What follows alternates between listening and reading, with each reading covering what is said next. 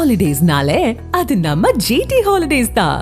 GT Holidays, South India's #1 travel brand. You know you are special when you're with GT Holidays. Peri engineering, arts and science, pharmacy, nursing மற்றும் physiotherapy கல்லூரிகள் சென்னை. பெரி, எங்கள் கண்களில் உங்கள் கனவுகள். 7 தலைமுறைகள் பாரம்பரியமிக்க ஒரே சித்த மருத்துவ ஸ்தாபனம் சேலம் சிவராஜ் சித்த வைத்தியசாலை. இப்பொழுது சேலம், ஈரோடு, சென்னை, ஹொசூர், திருப்பத்தூரில் தினசரி மருத்துவரை சந்திக்கலாம். தொடர்புக்கு 9842722500. நேர்களே வணக்கம், இது சாணக்கியா. நீங்கள் பார்த்து கொண்டிருப்பது 7 சென்ஸ். ஒவ்வொரு நாளும் ஒவ்வொரு முக்கிய திருப்பம் அப்படின்னு ஒவ்வொரு நாளும் நகர்ந்து கொண்டிருக்க இன்று ரொம்ப முக்கியமான விஷயங்கள் நடந்திருக்கிறது தமிழக அரசியல் களத்தில். தேசிய ஜனநாயக கூட்டணியுடைய தொகுதி உடன்படிக்கை பார்த்தோம் அப்படின்னா ஏறத்தாழ முடிந்திருக்கிறது. பாஜக, பாமக, அமமுக உள்ளிட்ட முக்கிய கட்சிகளுக்கான அந்த உடன்படிக்கை அப்படின்றது அதிமுகவுடன் ஏற்பட்டிருக்கிறது. ராயப்பேட்டையில் இருக்கக்கூடிய அதிமுகவின் தலைமையகமான எம்ஜிஆர் மாளிகையில் இது நடந்திருக்கு அப்படின்றத பார்க்கணும். டெல்லியில் பேச்சுவார்த்தை, டெல்லி மிரட்டுகிறது, அங்கு வரவைக்கப்பட்டார், சம்மன் செய்யப்பட்டார் எடப்பாடி, இப்படின்னு தலைப்புகளை போட்டு அப்படி விமர்சனங்களாக அந்த பக்கம் நிலையில் அது எல்லாத்துக்கும் நேர் எதிர்மாறாக இவர்கள் எந்தெல்லாம் விஷயங்களை எதிர்பார்த்தார்களோ அது எதுவும் நடக்காதபடி அப்படியே மாறாக நடந்திருக்கிறது. பாஜக, பாமக, அமமுக உள்ளிட்ட தலைவர்கள் உள்ளிருக்க, இந்த தொகுதி உடன்படிக்கை இல்லாத மற்ற சில தலைவர்களும் இருக்க இந்த உடன்படிக்கை ஏற்பட்டிருக்கிறது. பாஜகவிற்கு 27 சீட், பாமகவுக்கு 18, அமமுகவுக்கு 11 அப்படின்னு சீட்டுகள் ஒதுக்கப்பட்டிருக்கு அப்படின்றத பார்க்கிறோம். மறுபக்கத்தில் திமுக காங்கிரஸ் கூட்டணியில் பல விஷயங்கள் நடந்து வருகிறது. அங்கே புதுச்சேரியில் திமுக காங்கிரஸுக்குமே நேரடி இழுபறி, இரவு முழுக்க பேச்சுவார்த்தை போய் கொண்டது பார்த்தோம். இங்கே கீழே பார்த்தோம்னா இங்கே கம்யூனிஸ்டுக்கும் விசிகாவுக்கும் ஒரே அதிருப்தி அப்படின்னு போய் கொண்டிருக்கிறது. டெல்லியில் பிரதமர் நரேந்திர மோடி மேற்காசிய போர் விவகாரத்தில் ரொம்ப முக்கியமான உரையை ஆற்றியிருக்கிறார். அடுத்து நடக்கக்கூடிய சில விஷயங்கள் குறித்திற்கான ஒரு சமிகையை கொடுத்திருக்காருன்ற கேள்வி எழுகிறது. இது போன்ற பல விஷயங்கள் இருக்கிறது. பின்னணி விஷயங்கள் என்னென்ன இதோ கேட்கலாம். நமது ஆசிரியர் நம்மோடு இணைந்திருக்கிறார். 7 சென்ஸ்ல இன்னைக்கு முதல் விஷயம், ஒரே நாளில் க்ளோஸ் அப்படின்னு திரு ஸ்டாலின் அவர்கள் ஸ்டைலில் இபிஎஸ் முடிச்சிருக்காரு. திரு எடப்பாடி பழனிசாமி வெளியே வந்தாலும் காரில் இருக்கும்போது நாளைக்கு இன்னைக்கு ஈவினிங் அதுக்கு அது மாதிரி வித்தியாசமா ஏதாவது பண்ணுவாங்களா, இப்படி பண்ணுவாங்களா என்னன்னு தெரியல, வித்தியாசமா இருக்குமோ தெரியல. பட் ஒரே நாளில் முடித்திருக்காங்க என்டிஏ. 27, 18, 11 அப்படின்னு 3 முக்கியமான பார்ட்டிஸ்க்கு முடிச்சுட்டாங்க. அடுத்து தமிழ் மாநில காங்கிரஸ் உள்ளிட்ட கட்சிகள், அதே போல இரட்டை இலையிலையா இல்லை தாமரை இல்லையா அப்படின்னு போட்டிடுறதுக்கு டவுட் இருக்கக்கூடிய சில கட்சிகள், அந்த கட்சிகளுக்கெல்லாம் எப்படி முடிய போகுதுன்றது இன்னைக்கு இரவுக்குள்ள முடிஞ்சிடும் அப்படின்னு திரு இபிஎஸ் அவர்கள் ஸ்டேட்மெண்ட்டே இருக்கிறது. எப்படி பார்க்குறேன்? ஒரு சக்ஸஸ்ஃபுல்லான ஒரு அலையன்ஸ் ஃபார்மேஷன் கொடுத்துருக்குறாங்க. ஏன்னா நிறைய கலவரம், நிறைய குழப்பம், நிறைய ஆளுமை, அடிமை, இந்த மாதிரியான கடுமையான விமர்சனம் வரும்போது ஆட்டோமேட்டிக்காக ஒரு ப்ரெஷர் ஃபார்ம் ஆயிடும். நம்ம சொல்லுவாங்களே ஒரே மாதிரி விஷயத்தை திரும்ப சொன்னால் அடிமையில் அடி வைத்தால் அம்மி நகரும்பாங்க. அது மாதிரி ஒரே மேட்டரை திரும்ப சொன்னால் நமக்கே உண்மையிலே அப்படி அழுத்தம் இருக்குமோ அப்படிங்கிற மாதிரி ஒரு வந்துடும். நம்ம மெக்காலே சிஸ்டம் மாதிரி தான். அதை அவனை முட்டாள்னு சொல்லிக்கிட்டே இரு, ஒரு காலத்தில் அவனே முட்டாள், அவனை நம்பிடுவான் அப்படிங்கிற மாதிரியான ஒரு விஷயம். அந்த மாதிரி திரும்ப பாஜக தேசிய ஜனநாயக கூட்டணியில் குளறுபடி பிரச்சனை அது மாதிரி சொல்லிகிட்டே இருந்தோம்னா உண்மையிலே குளறுபடி வந்தாலும் இல்லாட்டி 4 பேர் சீனால் கிளம்பிடுவாங்க அப்படிங்கிற ஒரு திமுகவுடைய ஒரு பியூட்டிஃபுல்லான நெரேட்டிவ். அந்த நெரேட்டிவ்க்கு ஆள்படாமல் அவர்கள் கூட்டணியை ரொம்ப வெற்றிகரமாக முடிச்சிருக்காங்க. ஊடகங்களுடைய பிரச்சாரத்தை மீறி, திராவிட முன்னேற்ற கழக கூட்டணியுடைய முயற்சியை மீறி திரு அமித்ஷா அவர்கள் உட்கார்ந்த இடத்துலேருந்தே காய் நகர்த்திட்டார் அப்படிங்கிற பார்க்குறோம். தமிழ்நாட்டில் திரு பியூஷ் கோயல் அவர்கள் திரும்ப சொன்னது போல தமிழக முதலமைச்சராக மீண்டும் நாங்கள் திரு எடப்பாடி பழனிசாமி தேர்ந்தெடுப்போம் அப்படிங்கிற அந்த ஒற்றை குரலில் அதில் ரொம்ப கவனமாக இருக்காங்க. அது கூட்டணி ஆட்சி, அதிமுக ஆட்சியெல்லாம் எவ்வளவோ ட்ரை பண்ணி பார்த்தாங்க, யாருக்கு எவ்வளோ சீட்டுன்னு பார்த்தாங்க. உங்களுக்கு நினைவு இருக்கும், இது சேர்ந்தா என்னாகும் அப்படிங்கிற கவலையில் தான் அதிமுக பாஜக கூட்டணி சேர்ந்து நாங்கள் அடிமையாயிருவாங்க அப்படிங்கிற மாதிரி ஒரு முயற்சி பண்ணுறாங்க. அது சேர்ந்தாங்க. அப்புறம் பார்த்தீங்கன்னா டிடிவி பயங்கர ரோசக்காரர், அவர் தூக்கில் தூங்கிடுவேன்லாம் சொன்னார் அப்படின்னு அதை திரும்ப போட்டாங்க. எல்லாத்தையும் மீறி எல்லாருமே சேர்ந்தோடனே அவங்க ரொம்ப கன்ஃபியூஸ் ஆகிட்டாங்க, இது என்னடா அப்படி கிடக்கு அப்படின்னு. அப்புறம் பாட்டாளி மக்கள் கட்சி 2ஆக பிளவுபட்டுச்சுனோடனே அது செங்குத்து பிளவு, அது 2ஆக போயிடும் அப்படிங்கிற மாதிரி நினச்சாங்க. அப்புறம் பார்த்தா 80-20 நிற்கும் போது அதுவும் அவங்களுக்கு கன்ஃபியூஸ் ஆச்சு. அவர் எந்த விதமான குழப்பம்லாம் சேர்ந்தார். ஸோ திமுக, மற்ற கட்சிகள், மற்ற ஊடகங்கள் இவங்கெல்லாம் எவ்வளவோ ட்ரை பண்ணி பார்த்த ஒரு விஷயங்களை தாண்டி ரொம்ப அமிக்கபலாக அவங்க செட்டில் ஆகிருக்கிறது அந்த கூட்டணி ஜெல்லாக இருக்கிறது காட்டுது. ஒரே நாள் அப்படிங்கிறது டெல்லியில் போய் பேசினார். அவங்க ஒரு ஃபைனல் நம்பர்ஸ் கொடுத்தாங்க, வந்தாச்சு, எல்லாருமே இன்ஃபார்ம் பண்ணியாச்சு, எல்லாரும் ஹாப்பியாகி ஏடிஎம்கே ஆஃபீஸ்க்கே கையெழுத்து போட்டு போயிட்டாங்க. அவ்வளோதான். இது ஒரே நாளில் முடிஞ்ச ஏன்னா நீங்கள் சொன்ன மாதிரி பின்னாடி நிறைய பேசியிருக்கிறாங்க. யாருக்கு எந்த குழப்பம் இல்லாமல், அதிருப்தி, விரிசல், உரசல், புரசல் ஒன்றும் இல்லாமல் நேராக கையெழுத்து போட்டு போயிட்டாங்க. இதில் இவ்வளோ சீக்கிரம் முடிச்சது அப்படின்றது இந்த களத்தில் எப்படி எதிரொலிக்கும் அப்படின்றத பார்க்கலாம். இது ஒரு பாசிட்டிவ். அதாவது கட்சிக்காரங்க ஜெல்லாராங்க, ஆகலை அப்படின்றது வேற கணக்கு. ஒரு நியூட்ரல் ஓட்டரா பார்க்கும்போது இவங்க ஸ்மூத் செயிலிங்கா போவதும் மறுபக்கத்துல பல குழப்பங்கள் இருப்பதும் எப்படி சீக்கிரம்னே நான் நினைக்கிறேன். இது அப்ரோப்ரியேட் டைம் நினைக்கிறேன். இது வந்து இன்னமும் 2-3 நாள் முன்னாடி முடிச்சிருந்தா கூட தப்பு கிடையாது. இன்னும் தாமதம் ஆக தான் லேட் நினைக்கிறேன். So it's appropriate time. இன்னும் பெட்டரா கூட இன்னும் முன்னாடி கூட பண்ணிருக்கலாம்னு நினைக்கிறேன். இது வந்து ஏற்கனவே பார்த்தோம், அதிமுக பாஜக நிறைய டஸ்ட் இருந்துச்சு 2 பேருக்குமான அலையன்ஸ்ல. அது எப்போ செட்டில் ஆச்சுன்னா 2025 ஏப்ரலே பண்ணனால ஆல்மோஸ்ட் 1 இயர் முன்னாடி 11 மாதம் முன்னாடியே பண்ணனால இன்னைக்கு வந்து அதில் எதுவும் பிரச்சனையுமே இல்லை. அதே தான் அம்மா மக்கள் முன்னேற்றம் அது ரொம்ப சீக்கிரமாக சேர்ந்ததுனால அடுத்த கட்டத்தில் நான் வந்துட்டாங்க. இல்லாட்டி இன்னைக்கு சொல்லிட்டு இருப்பாங்க. இப்போ என்ன பிரச்சனை நடக்கு? இன்னைக்கு திரு எடப்பாடி பழனிசாமி எதை மேற்கொள் கேட்டாரு, ஏங்க காங்கிரஸ் கட்சி 20 நாள் தொடர்ந்து சண்டை போட்டது மறந்துட்டீங்களா, பாவம் பாருங்க கம்யூனிஸ்ட் கட்சி வந்து அல்லாடிட்டு இருக்காங்க 5 சீட் இருக்கா அப்படின்னு. ஸோ இது வந்து லேட்டஸ்டாக இப்போ கரண்ட்ல போயிட்டு இருக்கு. இப்போ போயிட்டு இருக்கிறதுனால அந்த பிரச்சனை வந்து அதிகமாக இருக்கு. அப்போ அந்த பிரச்சனைலாம் முடிச்சாங்க. அது பழைய கதையாக மாறிச்சு. ஏற்கனவே இருந்துச்சு, இப்போ செட்டில் ஆகிட்டாங்க, இடத்துக்கு வந்துட்டாங்க. அப்படி நகர்ந்துட்டனால அது ரொம்ப ஸ்மூத்தாக தான் போகும். நான் ஏற்கனவே வேற ஒரு இதுக்கு முன்னாடி முந்தின லைவ்ல சொன்னது போல கீழே இருந்து மேலே வரைக்கும் எல்லாரும் விரும்பின கூட்டணி அது. அது வந்து வேற வழி இல்லாமல் அந்த நிர்பந்த கூட்டணி கிடையாது. நீங்கள் வந்து காங்கிரஸுக்கும் திமுகவுக்கும் ஐடியாலஜிக்கில் வந்து 1008 வித்தியாசம் இருக்கு. கம்யூனிஸ்டுகளுக்கும் காங்கிரஸுக்கும் ஐடியாலஜிக்கு 100 டிஃபரன்ஸ் இருக்கு. விடுதலை சிறுத்தைகளுக்கும் திமுகவுக்குமே 100 டிஃபரன்ஸ் இருக்கு. இந்த மாதிரி வந்து ஒரு பல டிஃபரன்ஸ் இருந்தும் அவங்க காம்ப்ரமைஸ் பண்ணி வந்திருக்காங்க. இவங்களுக்கு அந்த பிரச்சனையெல்லாம் கிடையாது. எல்லா டிஃபரன்ஸையும் வந்து சரி பண்ணிட்டு கொண்டாங்க. ஏடிஎம்கே அம்மா மக்கள் முன்னேற்ற கழகத்துக்கும் அதிமுக நீ ஒரு டிஃபரன்ஸ் நீங்க பார்க்க முடியும். உங்களுக்கு புரியுங்களா? இந்துத்துவாங்கிறது அதிகாரப்பூர்வமாக சொல்றதுக்கும் சொல்லாமல் இருக்கிறதுக்கும் ஏடிஎம்கே பிஜேபி எந்த வித்தியாசம் கிடையாது. உங்களுக்கு தெரியும் செல்வி ஜெயலலிதா அவர்களாம் என்னென்ன பண்ணியிருந்தாங்க, எப்பப்பெல்லாம் பண்ணியிருந்தான்னு பார்த்தோம். ஸோ அவங்க எல்லாருக்குமே வந்து அந்த ஐடியாலஜிக்கு டிஃபரன்ஸே கிடையாது. ரொம்ப தெளிவாக வந்து காங்கிரீட்டாக ஸ்ட்ராங்காக நிற்கிறாங்க. அப்போ முன்னாடியே கீழே இருந்தே அந்த கூட்டணி விரும்பப்பட்டதுனால மேலே இருக்கிற தலைவர்கள் சம்மதிச்சனால அது ஆட்டோமேட்டிக்காக போய் நிற்கும்.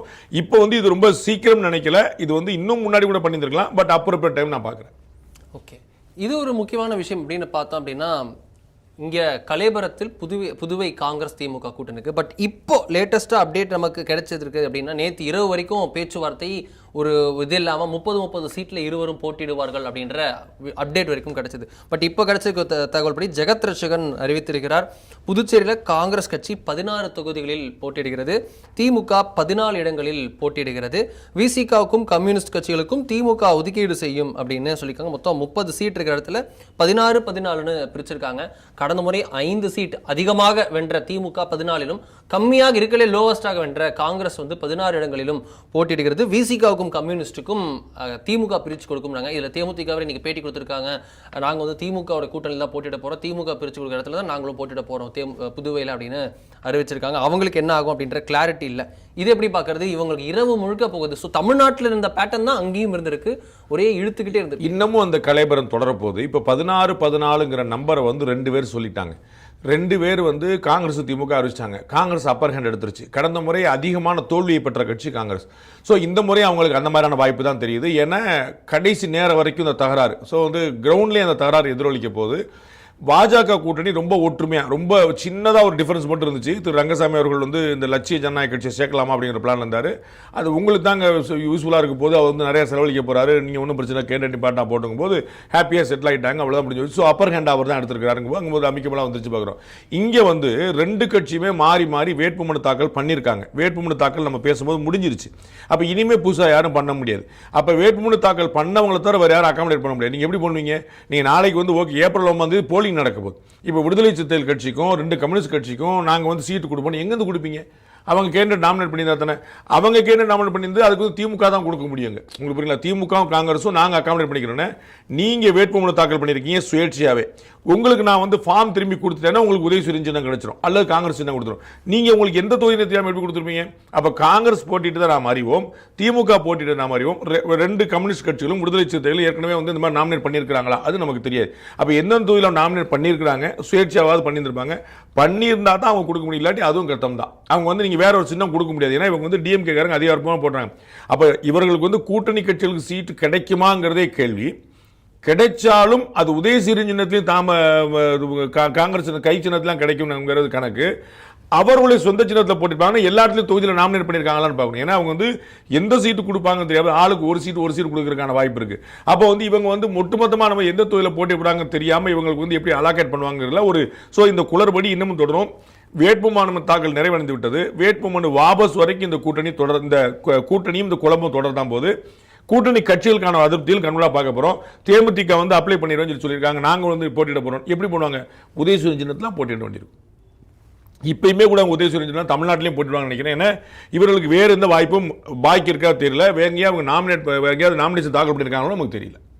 இதில் எது மாதிரி போய் நிற்கும்னு நினைக்கிறீங்க களத்தில்? ஜென்ரலாக எதுவும் புதுச்சேரி நான் ரெஸ்ட்ரிக்ட் பண்ண விரும்பலை. தமிழ்நாடு புதுவைன்னு ரெண்டுமே பார்க்கும்போது திமுக காங்கிரஸ் கூட்டணியில் அது ராகுல் இன்னும் பிரச்சாரத்துக்கு வரல அப்படின்ற பாருங்க. மோடி எவ்வளவு ராகுல் வரல மட்டும் இல்ல, அமித்ஷா எவ்வளவு ராகுல் வரமாட்டார்னு சொல்றாங்க.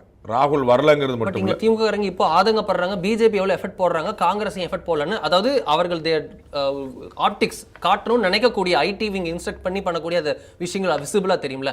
அப்படி இருக்கிறதுல டிஎம்கே ஐடி விங் ஓப்பனா ராகுல் காந்தி அவர்களை விமர்சிக்கிறார்கள். இதனால் வரை ராகுல் இவங்க பேச்செல்லாம் ஏமாந்து இப்படி போறாரு, இவங்க பேச்செல்லாம் கேட்டக்கூடாது, திமுக தான் உற்ற நண்பன்றதை ஞாபகம் வச்சுக்கணும் அப்படின்னு பேசிட்டு இருந்தவங்க இப்ப நேரடியாக ராகுலே விமர்சிக்கிறாங்க. ராகுல் ஏன் இன்னும் வரவே இல்லை, பிரச்சார தேர்தலுக்கான விஷயம் தேர்தல் தேதி அறிவிக்கப்பட்டு கூட வரல, அப்போ நாங்க தான் உங்களை பிரதமர் வேட்பாளராக சொன்னோம், இதுதான் நீங்க திமுக மேல வச்சிருக்க பாசமா அப்படின்னு அவர்கள் கேட்கிறார்கள். இது களத்தில் எப்படி போய் நிற்கும்?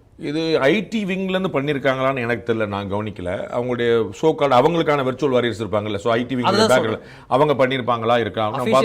விடுதலை சிறுத்தைகள் கூட நம்ம பார்த்தோம், சேலம் இருந்து ஒருத்தவங்க வந்து ஐடி விங்னு போட்டு அவங்க வந்து திமுக கடமை விமர்சனம் பண்ணி நம்ம வந்து எவ்வளவு காட்டு சொன்னாங்க.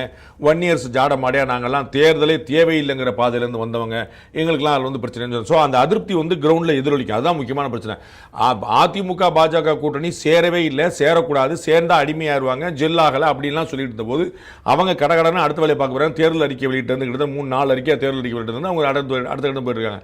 வேற டிஎம்கேல வந்து நாங்கள் ரொம்ப ஸ்ட்ராங்காக இருக்கோம். 2017 இருந்து நாங்கள் ஒற்றுமையாக உட்கார்ந்துட்டு இருக்கோம். நாங்கள் 19 தேர்தல் இப்போ வரைக்கும் நாங்கள் 4 தேர்தல் 6 தேர்தல் ஒன்றா சந்திச்சிட்டோம் அப்படின்னு சொல்லிட்டு அங்கே வந்து இருக்கிறப்பாங்க. இப்போ வந்து களத்தில் வந்து ரொம்ப மோசமாக வரைக்கும் புதுவையில் தான் அது பெரிய இம்பாக்ட் தெரியும். போன முறையே புதுவையில் வந்து இந்த கூட்டணி கட்சிகளுக்குள்ள இருக்கக்கூடிய அந்த குளறுபடி தான் வந்து என்ஆர் காங்கிரஸுக்கான ஒரு சுலபமான வெற்றியை கொடுத்தது. இந்த முறை எதான் இப்போ இந்த முறை பாஜக நல்ல ஸ்ட்ராங்கான பெனட்ரேஷன் வந்திருக்குது. இவர் சார்லஸ் மார்டின் வந்து ரொம்ப ஸ்பெண்ட் பண்ணுறக்கா ரெடியாக இருக்கா, ஏற்கனவே பலமுறை நிறைய ஸ்பெண்ட் பண்ணிட்டு வந்திருக்கிறாரு. என்ஆர் காங்கிரஸில் அவர் வந்து ஒரு ஸ்ட்ராங்கான ஒரு தலைவராக அவங்க வந்து கையில் வாழ் வச்சிருக்காரு. அதனால வந்து இந்த 3மே சேர்ந்துருக்கனால அவங்களுக்கான வெற்றிக்கான வாய்ப்பு வந்து சுலபமாக தெரியுது. ஒரு 16 தொகுதி 17 தொகுதி கிடைச்சா போதுங்கும் போது அவங்களுக்கு வந்து 60% அவங்க வந்து ஒட்டுமொத்த கூட்டணி போட்டாலும் ஆட்டோமேட்டிக்காக வந்துருவாங்க எனக்கு. அதனால் வந்துருவாங்க தான் தோணுது. காங்கிரஸ் கட்சியில் வந்து காங்கிரஸ் கட்சிக்குள்ளேயே குளறுபடி, காங்கிரஸ் கட்சிக்கும் திமுக குளறுபடி. இப்போ நம்ம பேசுன போல திமுக கூட்டணியில் வேறு யார் யாருக்கான சீட் அது எப்படி கிடைக்குங்கிறது ஒரு பெரிய குளறுபடி. போட்டிட்டாலும் அவங்க திமுக சின்னத்திலேயோ காங்கிரஸ் சின்னத்தில் போட்டிட முடியுமா அப்படிங்கிற நிலைமை இவ்வளவு இருக்கும்போது கிரவுண்டில் வந்து பெருசாக ஒர்க் ஆகாது. ராகுல் காந்தியோட வருகையை பொறுத்தளவுக்கு நான் ஏற்கனவே குறிப்பிட்டது போல அவர் வந்து வரலை அப்படிங்கிறத தாண்டி வரமாட்டார் அப்படிங்கிற மாதிரி கேள்வி போய் நிற்குது. அதிகபட்சமாக வந்தால் புதுவைக்கு வரலாம், இல்லாட்டி புதுவைக்கும் தமிழ்நாட்டுக்கு சேர்த்து ஒரு இடத்த போட்டு போடலாம். அதிகபட்சமாக அவங்க வந்து அஸ்ஸாம்லையும் வெஸ்ட் பெங்காலையும் கேரளாலையும் ஃபோக்கஸ் பண்ண ரெடியாக இருக்கிறாங்க. கேரளாவில் எப்படி ஆளுங்கட்சியாக வந்துடணும் அப்படிங்கிற ஒரு முயற்சியில் இருக்காங்க. வெஸ்ட் பெங்கால் அங்கே பெனட்ரேஷனே இல்லை, பட் வந்து அவங்க கட்சி உயிரோடு இருக்குதுங்க, அதனால் வந்து அங்கே கொண்டு பார்ப்பாங்க. அஸ்ஸாமில் வந்து தே வில் ட்ரை. ஸோ அவங்க அங்கே ஃபோக்கஸ் பண்ணி தமிழ்நாட்டில் வந்து என்னையோ அவங்க ஒன்று யூஸ் பண்ண பொருள் அப்படின்னு பார்க்க திரும்ப இந்த முறை பார்த்தீங்கன்னா ராகுல் காந்தி ஏமாற்றம் அடைந்தார். அவர் வந்து 2019 சொன்னது போல் நான் திரும்ப ஒரு ட்ரை பண்ணி பார்க்குறேன், திரும்ப அவருடைய எக்ஸ்பெரிமெண்டல் விஷயங்களே அலோவ் பண்ண மாட்டாங்க அந்த கட்சியிலே. அவங்களுக்கு கவுண்டராகவே அவருடைய ஐடியாவுக்கு எதிராகவே திரு சிதம்பரம் போன்ற திரு மல்லிகார்ஜுன கார்கே போன்றவர்களாம் செயல்பட்டு அதை மாற்றி விட்டுறாங்க. ஸோ அந்த மாதிரியான விஷயங்கள்லாம் இருக்கும்போது அவர் நிறைய ஃப்ரஸ்ட்ரேஷன் இருக்கார். இங்கே வந்து இது நடக்க போகிறதும் இல்லை, அவருக்கு வந்து இந்த குழப்பம் இல்லை. ஸோ பெரிய கெயின் வந்தாலும் அது டிஎம்கேக்காக தான் கெயின் வரப்போகுது. அப்போ டிஎம்கேவோட கெயினுக்கு நம்ம இருக்கணுங்கிறாங்க தான்.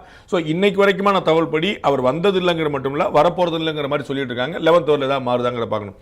கீழே கட்டாயமாக இப்போ நீங்கள் சொன்ன மாதிரி இந்த ஐடி வாரியர்ஸ்லாம் வந்து கவுண்டர் பண்ணுறாங்க அப்படின்னா அவங்க வந்து அந்த அதிருப்தியை வந்து வெளிப்படுத்துவாங்க. அது காங்கிரஸ் கட்சியை திமுக வந்து தோற்கடிக்கான முயற்சியோ திமுகவுடைய வெற்றிக்கு காங்கிரஸ் கட்சி உழைக்காமல் இருக்கிறதுக்கான வாய்ப்புகள் இருக்குது. அது வந்து ஒட்டுமொத்தமாக கூட்டணிக்குள்ள எல்லா பக்கமே இருக்கும். இன்னைக்கு வந்து திரு வன்னியரசு போட்டிருக்கூடிய ஸ்டேட்டஸை நீங்கள் எதுக்கு ஏன் போட்டிருக்காருன்னு பார்க்கணும். அவர் வந்து நாங்கள் வந்து எங்களுடைய தன்மானத்தை விட்டுற மாட்டோம், அவர் கடைசி வரல இந்த பிஜேபி குரூப்பில் நாங்கள் காலி பண்ணுறதுக்கு தான் உழைப்போங்கிற சொல்கிறாரு. அதே தான் வந்து பேசணும்னு சொல்கிறார். அவங்க எல்லாருமே எங்களுக்கு பொது நோக்கம் இருக்குது, வெளியே போக மாட்டோம்னு சொன்னாலும் we are not happy where we are. அப்போ வந்து என்ன சொல்ற, நம்ம பலமுறை சொன்னது போல வேற வழி இல்லாதனால அவங்க இருக்கிறாங்கிற பார்க்கணும். அவர்களுக்கு வந்து இருக்கிற நிலைமையில எதுவும் கதைக்காக திரு ஸ்டாலின் அவர்கள் நம்ம ஏற்கனவே குறிப்பிட்டது போல சாவியை பூட்டிட்டு மெயின் கேட் கதை பூட்டி சாவியை தூக்கி போட்டார் காங்கிரஸ் கட்சி செல் பண்ணும்போது. அப்போ இவங்களுக்குலாம் வேற வழி இல்லாமலே போயிடுச்சு. அப்போ வேற வழி இல்லாமல் இருக்கக்கூடிய ஒரு பொருந்தாத ஒரு திருமணம் போல இருக்கக்கூடிய இடத்துல வந்து அவங்களுக்கு வந்து கீழே வரைக்கும் அந்த கோஆபரேஷன் இருக்குமான இருக்காதுங்கிறது தான் அநேகமாக நடக்கக்கூடிய வாய்ப்பு.